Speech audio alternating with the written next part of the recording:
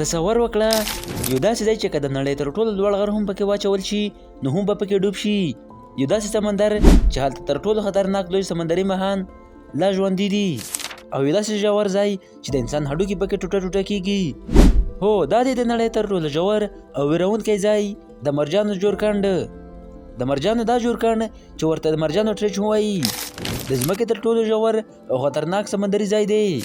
د دې اوږدوالی شاوخوا 2550 کیلومتره دی او پلنوالی شاوخوا 9 کیلومتره. دا جورکند د لوی سمندر، شلودي سمندر یا ارامه سمندر هم بولي. په منځ کې د ګوام ټاپونه 350 کیلومتره جنوب الودیځ خواته پروت دی. دلته د اوبو ژوروالی تر 11 مترو پورې رسیږي، یعنې 11 کیلومتره. ته دا اندازه ولګوه چې که چیرې د نړۍ تر ټولو لوړ غر یعنې ماونټ ایورسټ پکې واچول شي نو هم به پکې ډوب شي، او لا به 2 کیلومتره ژور ځای نور هم پکې پاتې شي. د همدغې ډېر ژوروالي له وجه دا ځای دومره خطرناک ګڼل کېږي. هلته لاندې داسې تورتم دی چې سترګې هیڅ کار نه کوي، خوراکي توکي نشته، ساه اخیستل سخت وي، او د اوبو ژور یا دباو دومره زیات دی چې د انسان تر فشار لاندې له منځه لاړ شي. هلته د اوبو ژور تقریبا 14,000 فشاره وحدت ته رسي، یعنې دا ژور د ځمکې په سر د نورمال هوا له فشار نه 1000 چنده زیات دی. یو بله تشبیه واوره، داسې خیال وکړه چې سلحاتیان دې په شا پرته دي، همدومره ژور هلته پرېږي. دا جورکند اول ځل په 1854 میلادي کال کې کشف شو. هغه وخت چې داسې طریقې کارې دي چې له کشتۍ نه یو درون شي د اوبو رسۍ سره تړل کېده او تر اوبو لاندې خوشې کېده. کله چې داسې د سمندر له کشت سره وجنګېده بیا به یې د رسۍ اوږدوالي اندازه ولګوله. له دې لارې به ژوروالی معلومېده. هغه کشتۍ چې دا ځای کشف کړ نوم یې و چیلنجر، او همدا نوم بیا د ژورځای لپاره وکارول شو. چیلنجر ژوروالی په 1951 کال کې بیا یو بله کشتۍ راغله او دا ځای لا تر سره ولټوه. شاوخوا 580 کاله وروسته په 1940 کال کې 2 زړورو کسانو دا پرېکړه وکړه چې د دې ژورځای تر پایه لاړ شي. د یو سویس سمندري ماهر انجینیر او بل د امریکا د سمندر پوځ یو افسر و. دا د انسانانو لپاره لومړی ځل و چې دومره ژور ځای ته لاړ شي. دوی دا سفر د یو ځانګړي آله په وسیله وکړ چې ورته کوچنۍ لاندنۍ کشتۍ ویل کېده. له نږدې 5 ساعتو وروسته دوی بریالي شول چې تر ټولو ژور ځای ته ځان ورسوي. هو دا سفر د سختو خطرونو خالي نه و. د دوی آله کړکۍ وچاودېدله، درزونه پکې راغلل. دوی زر پرېکړه وکړه چې بیرته پورته شي او یوازې 20 دقیقې هلته تېرې کړې.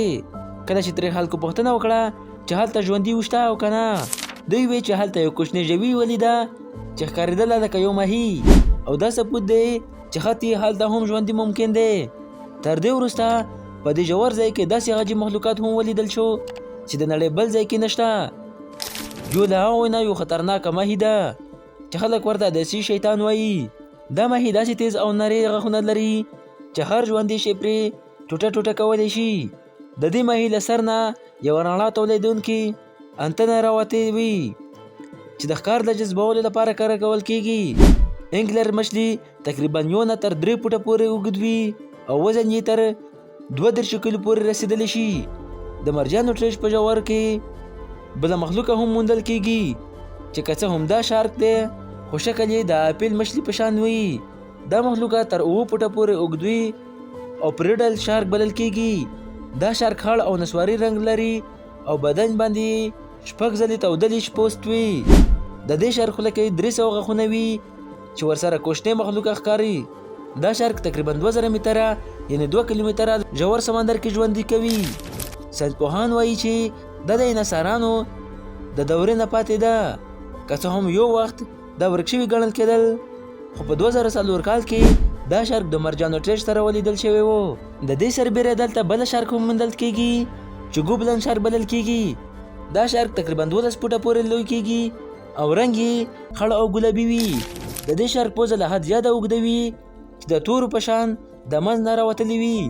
دا شارک یو خاصه وړتیا لري، کله چې ښکار کوي نو خوله یې تیزه راوځي او ښکار ژر نیسي.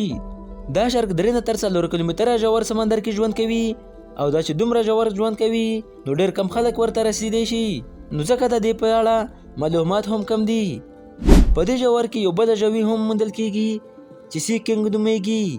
دا د جیل پیش غوندې ښکاري او تر 6 فوټه پورې غټ وي. دا مخلوقه خطرناکه وي او زیاتره وخت خاورو ته ورته کیږي. ساینسپوهان وایي چې دا مخلوقه لومړی ځل په 1960 کال کې لیدل شوي وو. که څه هم دا آرام طبیعت لري خو که خطر محسوس کړي نو یو زهري مواد خوشې کوي چې ټول شاوخوا ژور وژني. مرجان اټریچ کې تر ټولو ژور ژوندي کوونکې مچھلي هم لیدل شوې ده. د سنیل فیش نومیږي. دا د 9 کیلومتره ژور ژوند کوي. دا تر 1200 انچه اوږد او 3 انچه پراخه وي. دا د اوبو دومره زیات فشار سره عادت شوي وي چې د بدن یې تر 1,80,000 کیلو پورې وزن برداشت کوي چې دا د یوې الوتکې یا اورګاڼۍ له وزنه هم زیات شي. دا مچھلي شفافه وي. نوم ورته شبیه مچھلي هم ویل کیږي. هلته مچھلي هم شته چې د پیرانو سره ورته وي خو دا دغه نه 4 چنده خطرناک وي. دا پینګ یوت فیش نومیږي او 6 انچه پورې لوی کیږي. رنګ یې تیاره نسواري یا تور وي. دا هم د انګلر فیش په شان غټ او تیز غاښونه لري چې د خپل بدن په تناسب سره تر ټولو غټ غاښونه لري. دا مچھلي هم تر 2 کیلومتره ژور ژوند کوي چېرته چې ډېره زیاته تیاره وي. نو ملګرو دا و زموږ د نن ورځ ویډیو. امید کوم چې تاسو به خوښه شوي وي. که ویډیو مو خوښه شوي وي ویډیو در سره لایک کړئ. که په چینل نوي یاست چینل در سره هم سبسکرایب کړئ او په کمنټ کې راته ووایاست چې تاسو د کوم مینه ډېره یاره لرئ.